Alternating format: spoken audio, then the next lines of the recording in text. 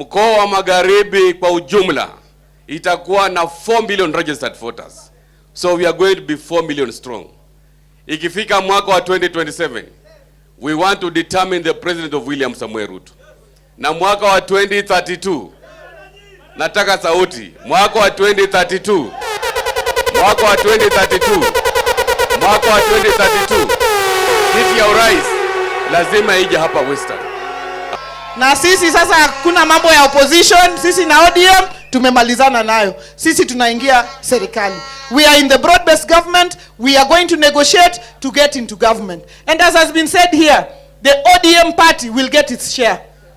Sisi zote, na mimi nataka kuambia watu wa magazeti msikie hii. Hii Western yote hakuna mgawanyiko at all. 100% sisi tuko nyuma ya William Samuel Ruto na serikali yake. Na katika hiyo serikali tuko na vigogo vyetu viko humo ndani ya hiyo serikali.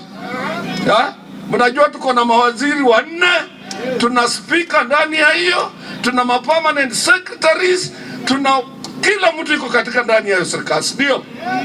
Na hatuwezi kukubali kuwa nje ya serikali ya William Samuel Ruto.